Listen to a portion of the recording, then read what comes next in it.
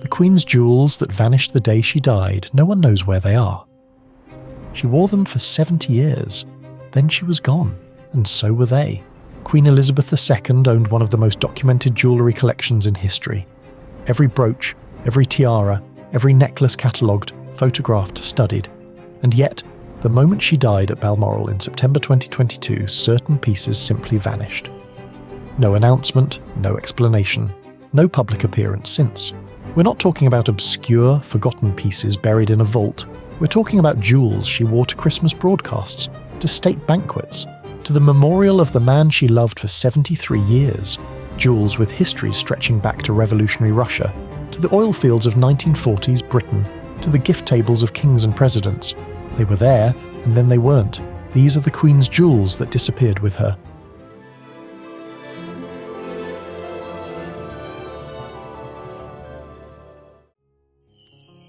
The Sapphire chrysanthemum brooch. The year was 1946. A young princess, not yet 20, stood at the bow of a great oil tanker called the British Princess and sent it out into the world. In return, she received a gift, a brooch. Platinum set, its petals fashioned from diamonds, its heart raised with 18 sapphires of deep, extraordinary blue, a stem of diamonds below, 2 tiny sapphire leaves at its side.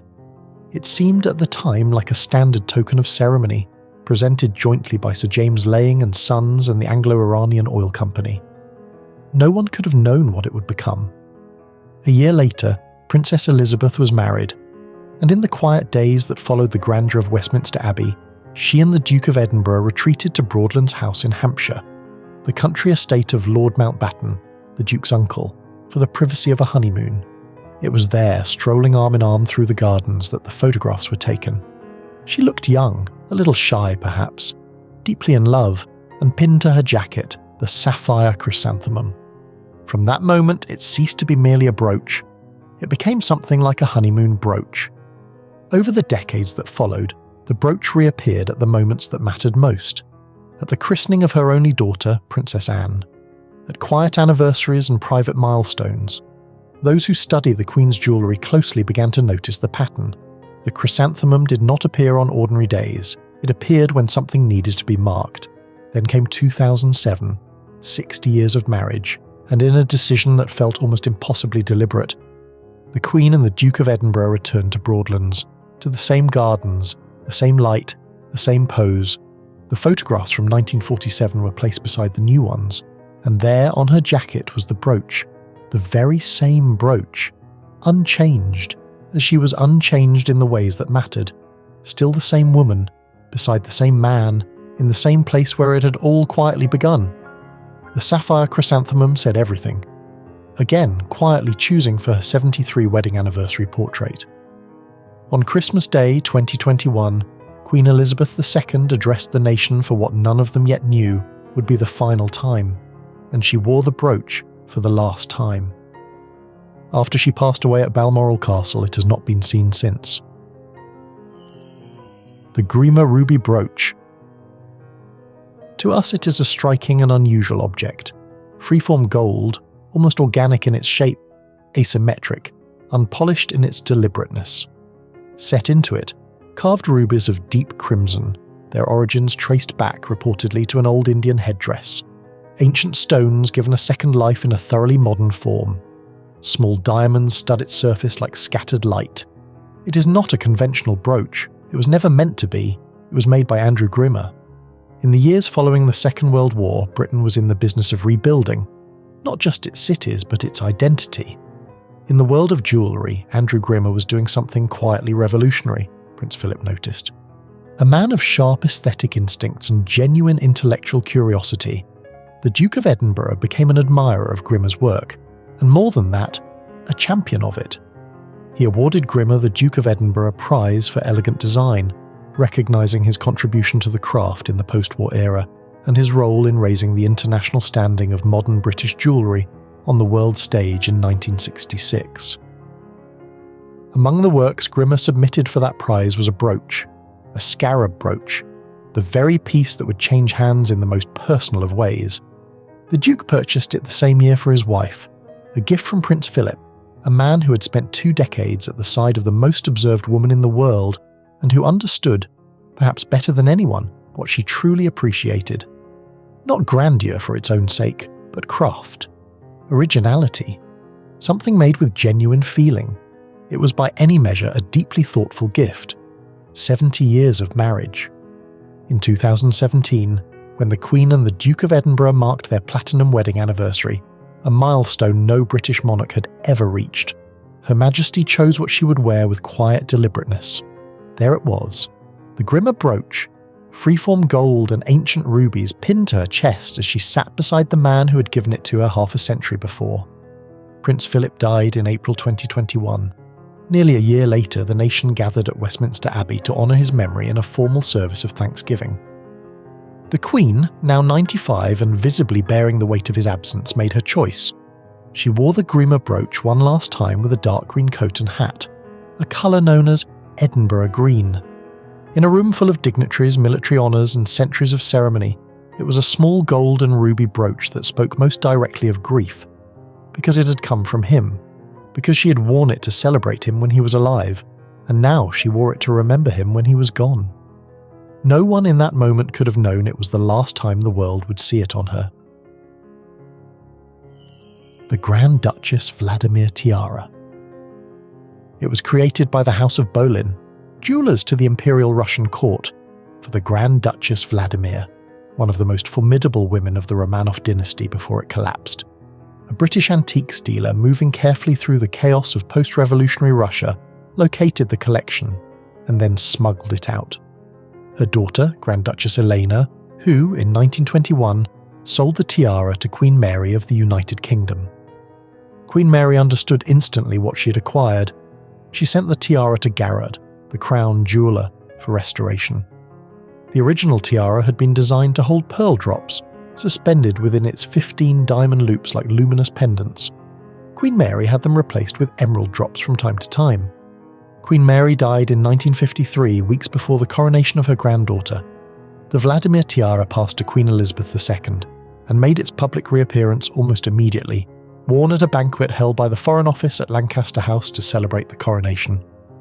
It had been decades since the world had seen it. The response was immediate.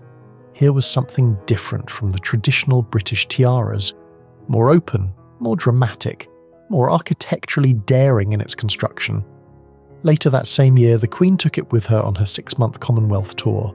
She wore the emerald version, and somewhere in the course of those months, travelling across continents and appearing before the peoples of a new Elizabethan age, the Vladimir tiara became something it had never quite been before. It became her favourite.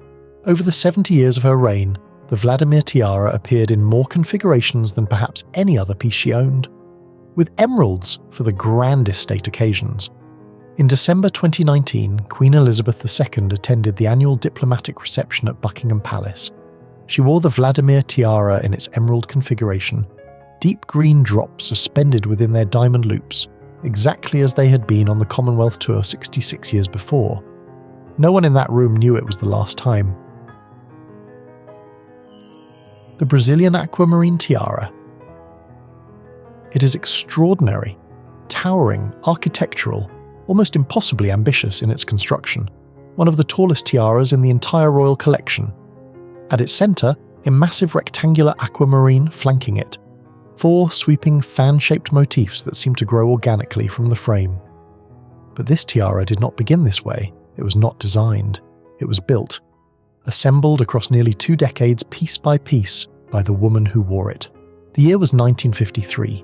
Queen Elizabeth II had just been crowned before the eyes of the world, and from across the Atlantic the President and people of Brazil sent their congratulations in a form that stopped everyone who saw it. A necklace and earrings set in diamonds, and at their heart, aquamarines, not pale, polite liquid blue fire aquamarines. These were enormous rectangular stones of a depth and clarity that seemed to hold entire oceans within them. The matching alone had been an extraordinary undertaking. It reportedly took Brazilian collectors more than a year to find 9 oblong aquamarines of sufficient size, clarity and colour to sit beside one another without distinction. For a woman of the Queen's instincts, a necklace and earrings were only a beginning. In 1957, she commissioned Garrard to create something new, a bandeau-style tiara, incorporating 3 large aquamarines, designed to complement the Brazilian gift and unite with it as a coherent set. Then Brazil gave again. Then, in 1968, the governor of São Paulo presented her with a hair ornament, its aquamarines echoing the stones that had begun this collection 15 years before. In 1971, Queen Elizabeth II made a decision to have the aquamarine tiara completely dismantled and rebuilt. The massive pendant from the original 1953 necklace, that commanding centerpiece repositioned at the heart of the tiara. In its place on the necklace, a smaller stone was set. The 4 fan-shaped motifs crafted from the governor's 1968 hair ornament were incorporated into the tiara's frame, flanking the central pendant with sweeping architectural authority. A true power tiara, and unmistakably the product of one woman's singular vision. Something that was very dear to her. The last great public appearance of the full parure came in 2017 at the Spanish state banquet. The Queen, now 91, wore the towering aquamarine tiara alongside the necklace. It was the last time the world would see it complete. When Queen Elizabeth II died in September 2022, the Brazilian aquamarine parure passed from public life as quietly and completely as if the ocean had reclaimed it. Another necklace that made it to her favourites, the emerald tassel necklace. It cascades, that's the only word for it. Deep green emeralds set in yellow gold, warm, falling in layers that suggest abundance without excess. The emeralds are not pale or polite. The year was 1989.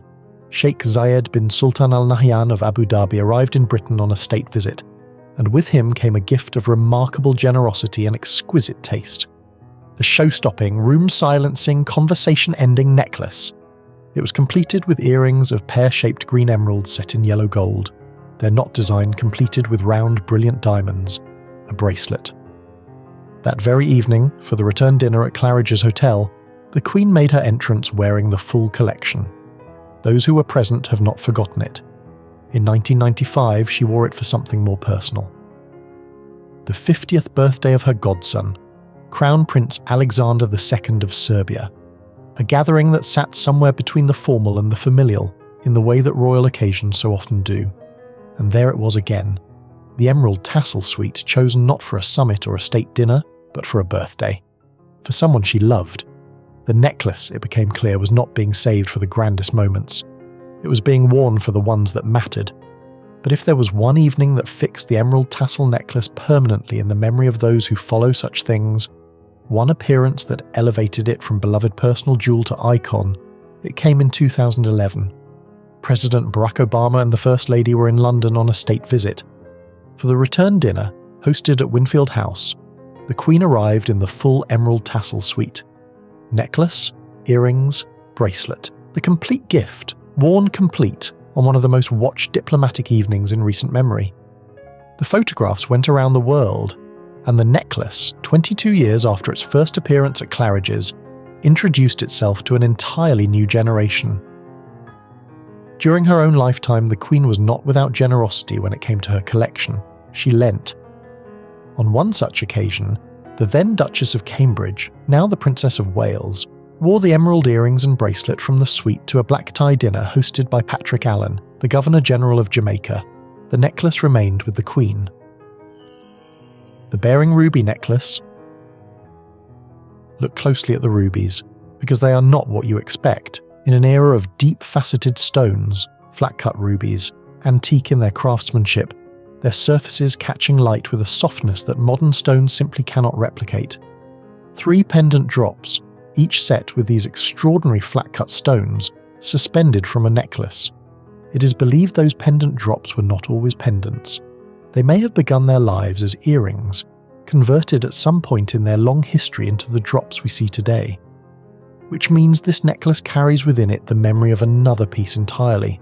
To understand why this necklace matters, you must understand the problem it solved. For the first decade of her reign, Queen Elizabeth II possessed exactly one substantial ruby necklace suitable for state occasions. The Greville ruby necklace, bequeathed to her by the formidable society hostess Margaret Greville. It was magnificent, but it was heavy, grand in a way that demanded a certain kind of occasion, a certain kind of evening. And the crown rubies, the deeper reserves of the royal collection's red stones, remained in the possession of the Queen Mother. unavailable, out of reach. For a working monarch with a full calendar of state visits, parliamentary openings and diplomatic dinners, this was not merely an aesthetic inconvenience, it was a practical gap in a professional wardrobe. The Queen needed a ruby necklace that could work, reliably, versatilely, without overwhelming every occasion it attended. In 1964 she found one. The necklace came from the Baring collection, one of the great private collections of the British establishment, and arrived at Sotheby's in 1964. The Queen acquired it at auction. It was not a gift, it was not an inheritance, it was a decision made by a woman in the second decade of her reign. Its debut came in 1967 on a visit to Malta, and from that first appearance, the necklace's purpose was clear. It simply worked, sitting against the Queen's throat with the quiet authority of something that had always been exactly where it belonged. It became, in the language of royal wardrobe management, a workhorse, a reliable partner for the Burmese ruby tiara, a complement to the girls of Great Britain and Ireland tiara. Unlike the grand heirlooms of the royal collection, the pieces that arrived trailing centuries of documentation and dynastic significance, the Baring ruby necklace arrived trailing only its own quiet usefulness. It asked for nothing except to be worn well and often, and she obliged. State visits came and went. Prime ministers arrived and departed. The world changed repeatedly and dramatically around a woman who remained, and at her throat, through decade after decade, the flat-cut rubies glowed with their particular unhurried warmth. It was, in its own understated way, a perfect partnership. The two ruby necklaces, the Baring and the Qatari, brief appearances, then silence. There are, it should be noted, two ruby necklaces that vanished with her. The Qatari ruby necklace, a gift worn occasionally, never with quite the same frequency or ease as the Baring, disappeared from public sight alongside it. The Queen Victoria ruby parure has since been seen on Queen Camilla, reassuringly present in the continuing life of the collection. But these two, the Baring and the Qatari, have not appeared on any member of the royal family since September 2022. They vanished, as she did, quietly and completely. That's all for tonight. These were the Queen's jewels, each with an extraordinary history.